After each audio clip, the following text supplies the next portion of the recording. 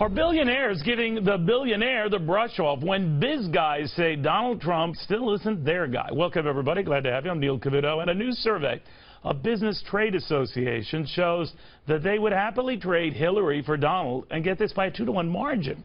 Apparently, it's not because they flip over her, but because they still do not know what to make of him. Charles Payne, Charlie Gasparino, Kennedy, Adam Lashinsky. Now, Ben Stein is off this week. Dagan McDowell, of course, has been doing her usual fine job, sub-hosting on Bulls and Bears. All right, so Charles Payne, to you first. To not know him is to not vote for him. What's going on?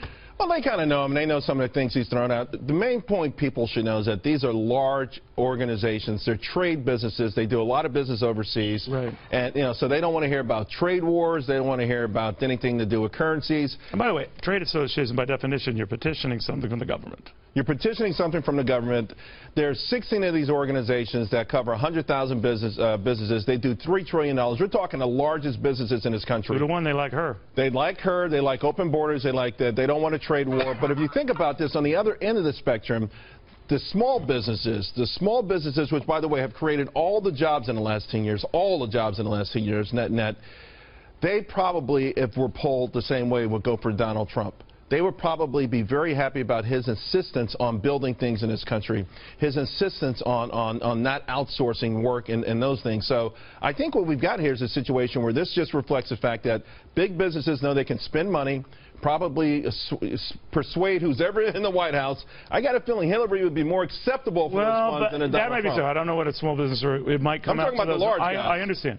But I'll tell you, Kenny, that's the first time large business groups have skewed this way. Now, that could change when we get up to November, but if I'm Donald Trump, should I be worried about that, or should I use that as a campaign pitch?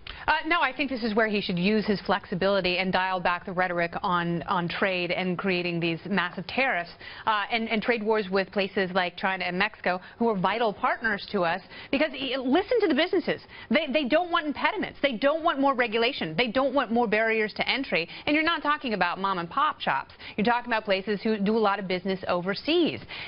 My friend made such a good point. Step back before the election, before Donald Trump announced he was running. What kind of president would you think he would be? What would be his main issue? And it would be something like this, creating an economic environment for businesses to flourish. So, well, we do see a survey, we have our own Fox survey that show on the economy he leads Hillary Clinton. Average people. So you can also say, as we show this and all, that economic growth under this president, the slowest we've seen under post-World War II presidents. So there does seem to be some wind at his back in that regard. Yeah, I think for him it's better to have the big businesses against him, the crony capitalists. This is easier to run against. I'm not for a trade war, by the way. I think Donald's bigger problem, aside from big businesses, is not having a coherent economic message. When you're all over the place on taxes, when you're all over the place on whether you're going to renegotiate the debt or refinance it. By the way, refinancing the debt is nothing new. I don't know why he even brought that up, but he definitely said renegotiated. That's going to get anybody with an economic pulse scared. And I'll tell you one other thing.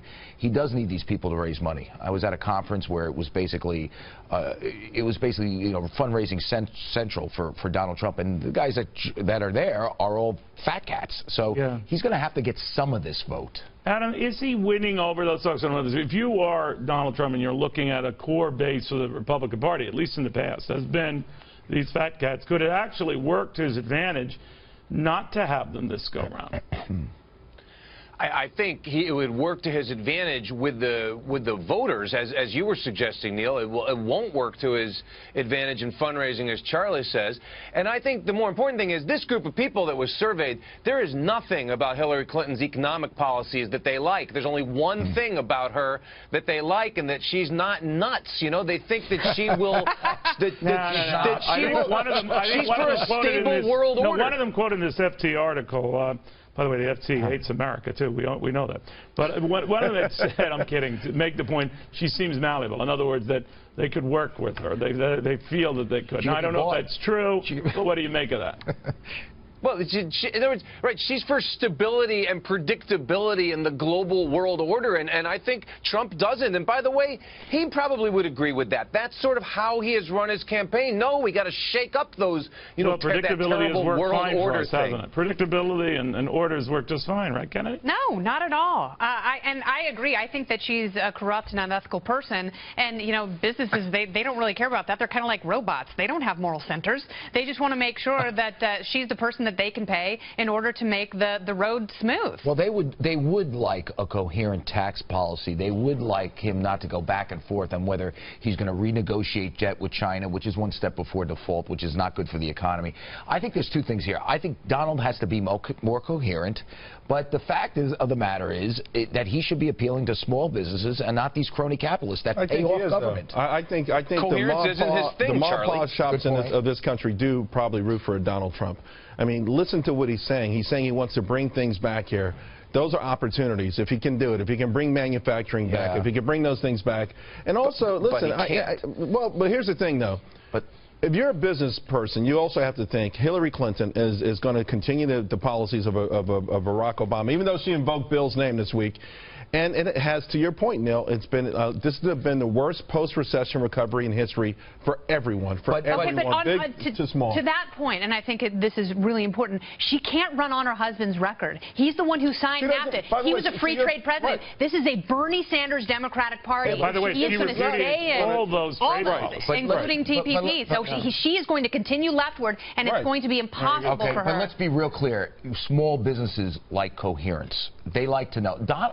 Listen, what is anybody... I don't think he needs coherence. You don't think he needs to say... You and I might want that. I think that they're perfectly fine. I agree with Neil. No, believe me, I agree with that. Did you hear me out? Politically, the more I's he dots and T's he crosses, to Mark Cuban's point when he was on, the more trouble he could get in. So keep it just rage.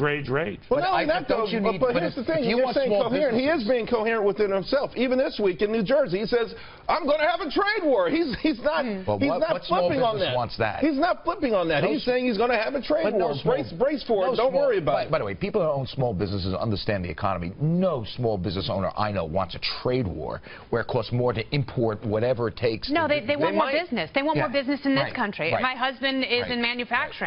They want to make sure the taxes are lower, there are fewer regulations, they can hire more people, and the more programs you have, like Obamacare... But a lot of them also like the idea, maybe, if I can sell in this country and not have to compete against a cheap Chinese version of what I'm making, maybe it might be a boon for my business. Isn't that his point, though? I mean, Adam, that he has been saying, well, things have been working out just dandy regarding the Chinese with our huge deficit. I mean, it's just working like firing on all cylinders for us, this relationship, this orderly way of going about business.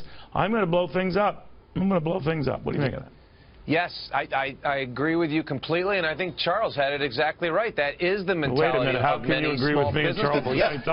I'm absolutely right. You're going to start running for something, Adam, because you're getting this flip-flop thing down pretty good. No. You are both analyzing this situation exactly correctly. Charles, I think you're right. This is the way small business people think. They would like protective tariffs. I mean, it won't work. It's terrible policy. It will be worse than before. But you are right, I think, about what these voters think. Adam, some small businesses, I just don't think it's a universal sentiment among people that own small businesses. No, of course not. But Charles is more right here than you are, I think. No, but I'm just saying it's not a universal sentiment. They know. By the way, small businesses do sell stuff overseas. I mean, they don't want the borders closed. And those same people, Charlie, it's been fascinating. They're those same people who have succeeded in selling overseas have then told reporters, but you know what? I'm for Trump because I'm tired of these people screwing us. Well, they are screwing us, though. I mean, if there's one thing that Donald has right. Charlie. Really? Okay. Don't find the alternative word. Don't. That's a term of art. But you know, if you think about it, where he's on the strongest ground is on the trade deals. The trade deals are skewed against us. It's the notion of a trade war that makes no sense. And he should make an ad out of that survey. Yeah. To your earlier point. All right, in the meantime, a week before